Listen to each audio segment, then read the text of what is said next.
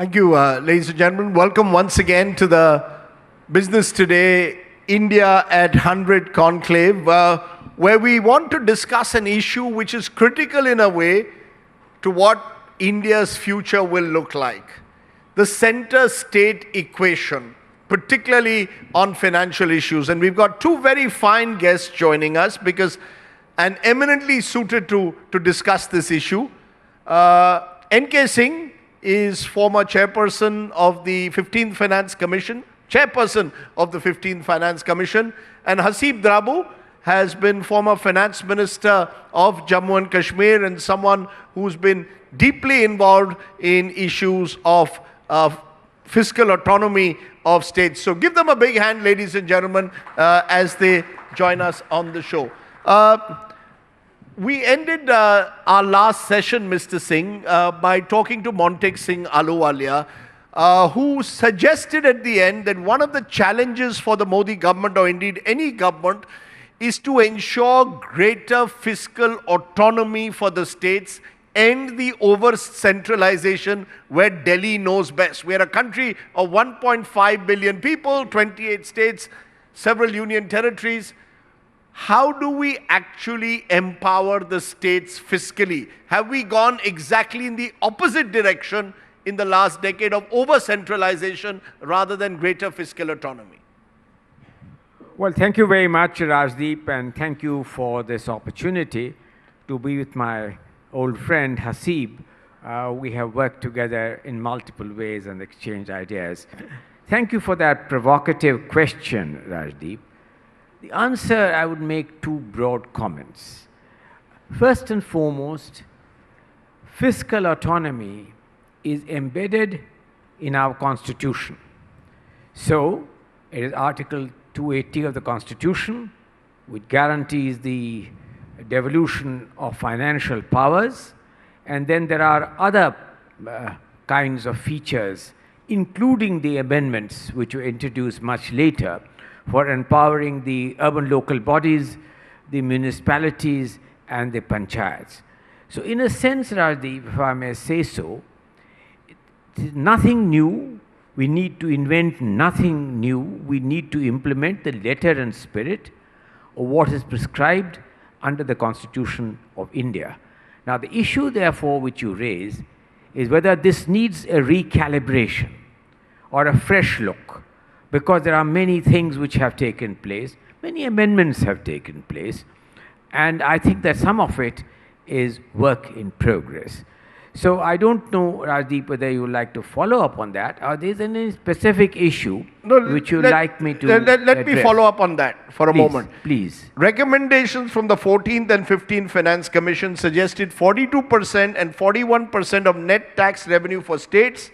Their actual share of gross tax revenue has dwindled to 35% in 2015-16 and further to 30% by 23-24. And you speak to many state finance ministers and they say that all the time, that it's the center which is denying us the funds that we desperately need for our development.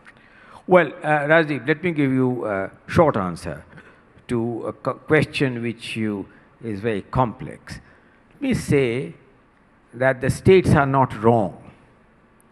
The states are right when they are saying that the actual devolution received by them has been less than the devolution of 41 or 42% recommended by my predecessor, Dr. Venugopal Reddy, and then by the commission headed by me. And the reason is embedded that if you recall the Constitutional Amendment Article 272 enacted in the year 2000, that was a very, very critical amendment, Rajdeep. What did that amendment say? And that, I think, the answer to that may lie in that amendment. So in 2000, when the constitutional amendment took place, it said that unlike the past, when only income tax and excise were shareable, this constitutional amendment enlarged the concept of the divisible pool in a significant way by including all taxes. But there was a proviso, and the answer to this riddle lies in that proviso. That proviso was Article 271 of the Constitution, which said that the definition of the divisible pool will be net of cess and surcharge. Cess and surcharge, Rajdeep, now constitutes almost 27% of the divisible pool, and therefore the divisible pool itself has shrunk, whereas definitionally it could have been enlarged. Now, how do you amend that? That requires a constitutional amendment. Parliament must deliberate on that. It is not for any finance commission to make recommendations one way or the other.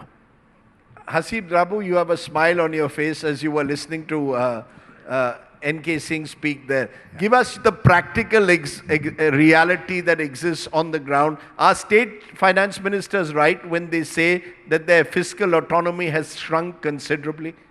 No, long back I said that a state finance minister is a 12th man in the cricket team. He can come and give some water to the players. But that's not the point. Let's look at it very simply and very sharply. Federalism is not only about government finances. That's a key point. Today, Indian federalism is only about sharing of taxes, which is what happened in Government of India Act 1990, 1935. We have carried a colonial legacy. We have moved from state socialism to business liberalism to a regulatory capitalism. This remains the same. Today, federalism should not be about what the union government needs, but what the economy needs. We need a new federal compact which brings in about markets and governments. Today, it's not only, we have been distributing through finance commissions, 15 of them. What have they fundamentally done? With due respect to Mr. Singh, who's a friend, they have been distributing deficits, fiscal deficit, revenue deficit, primary deficit, through gap-filling grants and through whatever else. That's not what the economy today needs. What we need is an integration of federalism with the markets, what Montek was talking about, that you need greater play for states in the economic development of this country. Today, the two most critical parts, and we can discuss this later as well, which have an impact on growth, on development, are monetary policy and regulatory policy. Neither of them, states even have a toehold in those two policy regimes. So how would you expect states to actually contribute to economic growth? And remember one thing, that the union government doesn't have a geography. The GDP that you're talking of and the trillions that we hope to do by 2047 is nothing but an aggregation of state domestic products.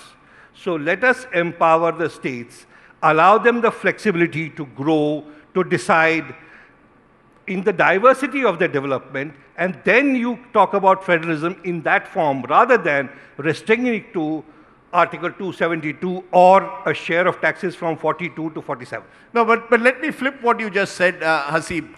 There are those who also tell me that the state finances have zero accountability. Every state government today is engaged in one populist scheme after the other because their prime aim is to get re-elected. As a result, fiscal deficit, revenue deficits of states are reaching points where states are finding it very difficult often to even pay the salaries of government employees. So is there enough accountability for states, even if they are granted, as you say, greater fiscal flexibility or greater trust from the center? Rajdeep, what accountability does the center have? States have constitutional bindings. They can't go beyond a certain level of deficit. They can't borrow beyond a certain point. This is a myth created by the bureaucracy. When a civil servant is in the state, he behaves differently. When he's in the center, he behaves differently. Let's not forget that. Where is the accountability question coming from? All states have their own FRBMs, as much as center has. So where is this accountability coming in? And if there are populist measures in states, which they are, should not be there, so are there populist measures in the center. Hasn't center done that? Center has created all kinds of freebies which are being emulated by the states. So let us not position the center knows best and states can't do it. The same bureaucrats. Mr. Singh would have run the finance division in Bihar, in Patna is running it in the same person. So it's about the institutional framework you provide. What I am saying is, if you want states to perform, change the institutional framework, which comes in from federalism, make it not about finances, but about the markets, because that's what the economy needs. Break that down for me. How would you do that? For instance, now... Give me a concrete way to do Today, it. I'll give you one concrete example. Today, the biggest issue the Indian economy has, it's a resource deficit economy. We are a commodity economy. We have, in terms of whether it's oil, coal, whatever, we have deficits. Now, what is the role that states play in that? How about talking about resource federalism, that share in water, share in coal, share in oil, so you actually create an incentive for them to build resource federalism. That's the way to go forward, because that's the current need of the economy.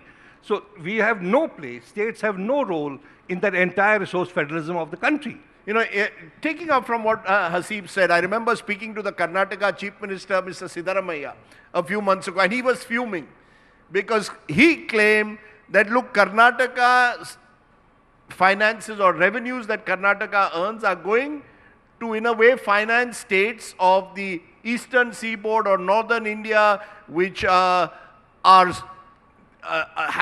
far slower growth rates, and Karnataka, in a way, is being penalized for having lower population growth rates, higher incomes. Our revenues are being taken away from us and being used to finance other states, including a Bihar or a Bengal. How would you respond when the southern chief ministers in particular now are saying we've got to come together and we deserve greater payback for what we are contributing to the economy?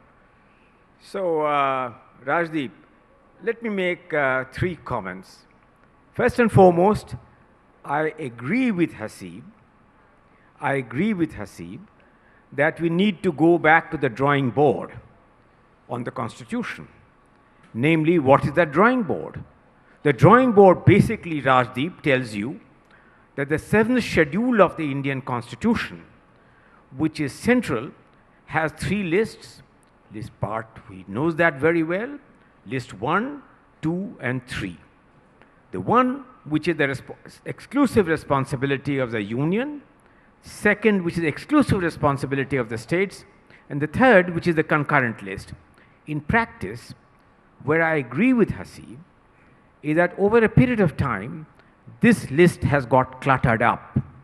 I have said repeatedly that we need to go back to that drawing board to redraw the 7th schedule of the Constitution in defining and redefining the functions and powers of the central government and the states.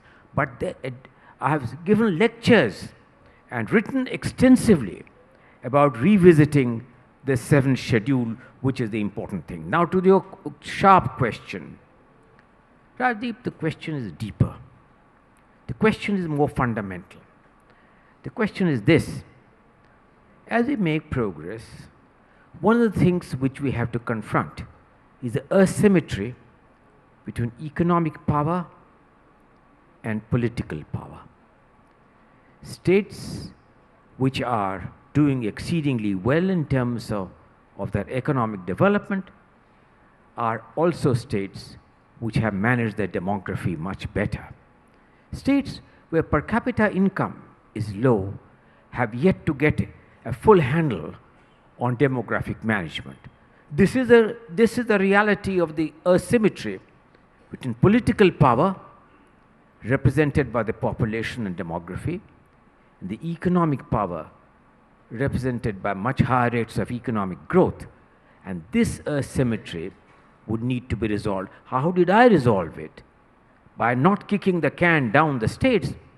I resolved it by not only recognizing that states which are populous need more resources for law and order, for better roads, for better schools, for hospitals, and the needs of the population. At the same time, I did introduce a new criteria, which Hasib knows, on improved demographic management, in some way rewarding states which have invested in girl-child education, in improving awareness, and managing the demography better. But as we go down, this is an important challenge which we will need to face in multiple contexts of reconciling the asymmetry between economic power and political power. But is that asymmetry, if anything, seems to be widening, worsening, and leading to greater mistrust? The divide that we have, Haseeb, would you agree? It's widening. NK Singh makes a good point about economic power and political power. We'll have delimitation in a few years from now, and if anything, the power of the more populist North Indian Hindi heartland states will only increase in a couple of years. And that could cause even greater misgivings south of the Vindhyas. There, of course, is an asymmetry between the political and the economic power, but there's an asymmetry even within the, I'll come back to federalism. India was an asymmetric federation, where you had states, where I come from, J&K. No longer an asymmetric federation, right? But the more important point which I want to highlight here is taking off from where you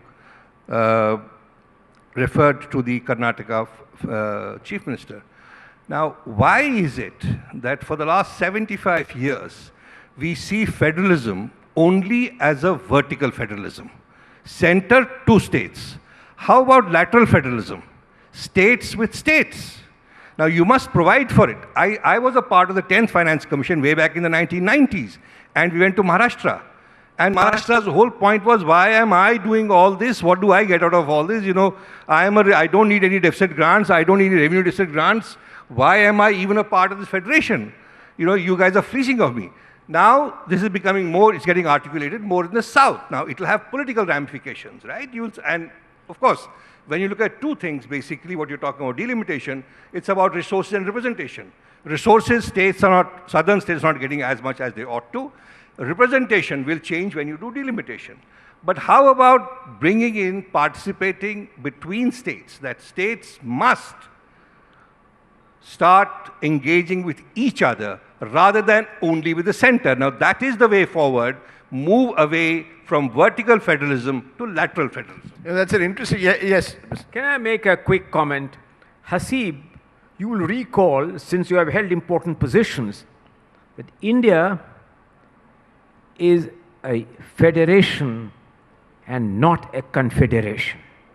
This is the first fundamental point which we need to encounter, because the federation of states is vastly different than the confederation of states, and this is embedded in the basic spirit of the Constitution. If you look at it from this point of view, the question is exactly, Rajdeep, which you asked, is an important question, that as we go forward and we're entering the period of delimitation, to some extent this issue of the asymmetry between political and economic power would need to be addressed in a more fundamental and basic way than it has been so far. But who can disagree when Haseeb says that states should talk to each other? There's nothing which inhibits them from talking to each other, learning from each other's experience. You would need an institutional structure. You would need an institutional structure to allow that to happen. But I just want to make one point, which is a response to the thing. Nowhere in the Constitution of India, not once, is the word federal mentioned. India is a union of states. Federalism has no constitutional basis. So let's not talk of reinventing that.